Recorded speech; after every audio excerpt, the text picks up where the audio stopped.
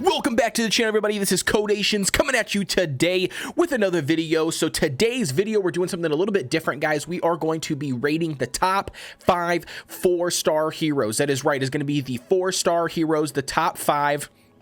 This is going to be for any of the beginners starting out in this game. As everybody knows that has been playing this game, or maybe you have not been playing this game, is you do not start off with the game with 5-star heroes. The 5-star heroes are actually going to be the meta, the in-game heroes that you're going to want to get to and to replace your 4-star heroes. However, nevertheless, everybody that starts out in this game as a beginner, you will have to use 4-star heroes. You have no way around it. And with that being said, we're going to actually take a look at the top 5 that I think are the best to focus on and to level early game. Let's check it out.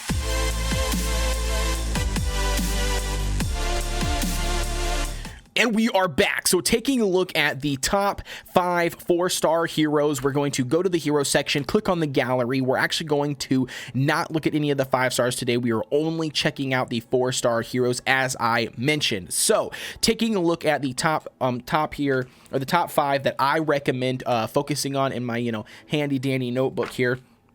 I've got a list on here, and this list, by the way, is not a rated on number 1 through number 5. It's just I went through Fortress all the way through Hell units, and I looked at all of the different 4-star units that were available, and I just compiled a list of the top 5.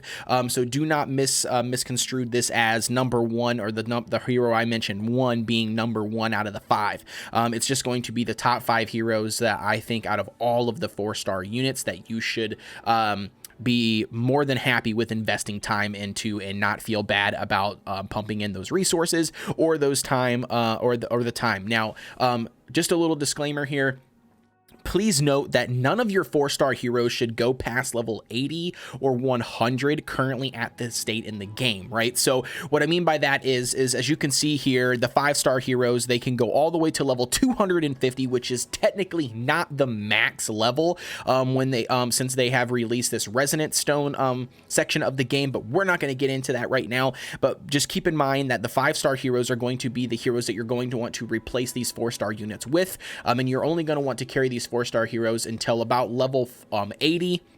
And if you absolutely have to, if you have not gotten a 5-star hero to actually swap out one of those 4-star heroes, then I would say that it's acceptable to push those 4-star units to actually from 80, from level 80 to level 100. But I would not waste any more red crystals on those guys, pushing them any forward, because by that point, by just idling and waiting a few days, you should get enough summons and enough 5-star summons to focus on 5-star heroes instead of those 4-stars. So back into what I was getting at.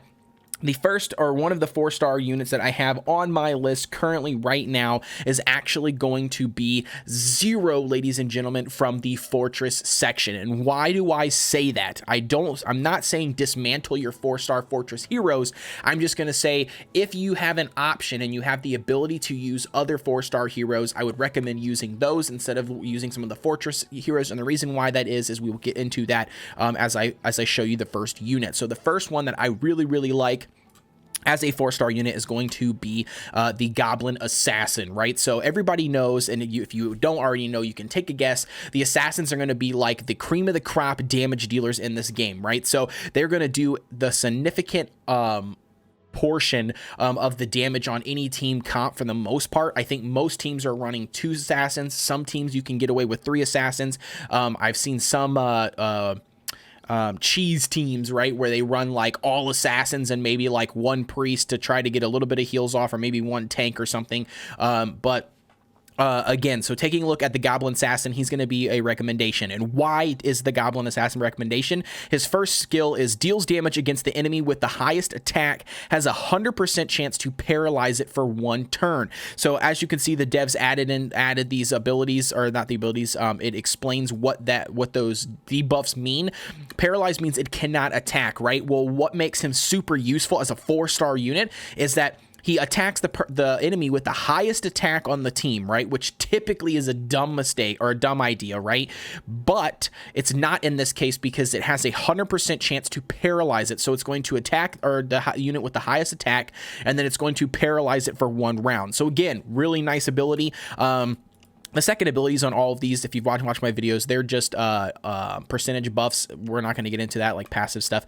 But the third one here is each normal attack increases attack by 10% and spirit by 10% for 2 rounds, ladies and gentlemen. So he is getting on every one of his normal attacks, he's getting a 10% attack buff and a spirit percent or 10% attack to his, or Jesus, a 10% buff to his spirit, right? So that's why he is going to be, in my opinion, a 4-star unit to not sleep on, to use this guy.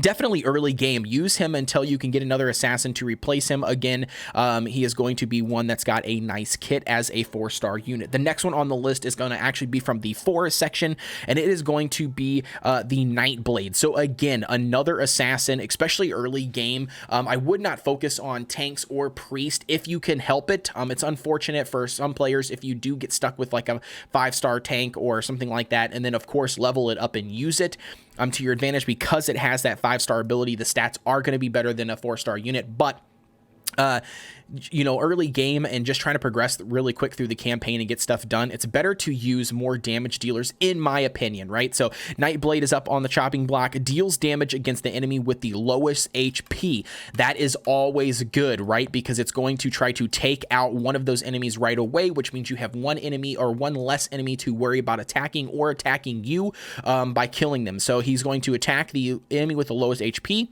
He's going to poison them for 2 rounds. Now, the poison receives extra damage each round. So it's basically a damage over, you know, a DOT, right? So poison receives extra 90% of attack damage each round. That's nice. The next ability he's going to have is when killing an enemy increases 50 action points. So he is going to get additional action points for just killing a unit. He's going to attack the unit with the lowest HP, and he's going to poison it for 2 rounds, and the poison is going to basically do additional damage to that unit. So that's why he is going to be on my top 5 list for a 4-star.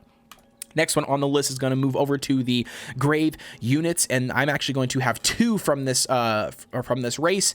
The first one on the list is going to be Necromancer, and why do I like the Necromancer as a 4-star unit is because he is a cleave. He is an AoE cleave, so both of his abilities. So the first one is going to be deals damage against all enemies, has a 20% chance to petrify them for 1 round, okay? We're not really worried about the 20% chance to petrify. Yeah, it's nice if it does proc, right? Like if you get that 20% proc to petrify them, that's great, right? Like petrified is the same thing as like a stun. They can attack, but again, that's not what makes his ability great. What makes his ability great is the fact that he attacks all enemies across the board. So that's just on his number 1 skill. Another skill is all normal attacks strike 3 random enemies. So both of his attacks that are stacked on there are going to do AoE damage and attack multiple targets, and that's why I think he is really, really good as a 4-star unit, and he made my list.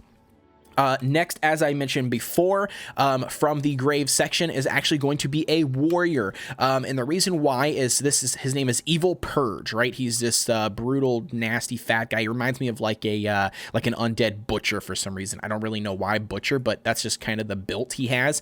But his kit is deals damage against all enemies, again, making him great because he is an AoE unit. He poisons them for 2 rounds. So that means he is going to give poisons to everybody on the enemy team. So he's attacking everybody on the enemy team, and he's dropping a poison for 2 rounds. That is really, really nice. Another ability is whenever dealing damage to an enemy, reduces its attack by 5% for 2 rounds. So every time this guy goes, every time he attacks an enemy, he is going to do an attack debuff, right? Like a attack break, up to 5% for 2 rounds per enemy. So that is why he is going to be on my list for top 4-star heroes. And last but not least, I juggled a couple of these, a couple different options of 4-star heroes around. We'll kind of review maybe a little bit of them if we got a couple minutes after this. But my unit that I chose for the next 4-star 2 that I really, really like was the Phantom Archer, right? And so the reason why I did is a couple different reasons. One, I didn't already showcase a Ranger for the 4-star units, right?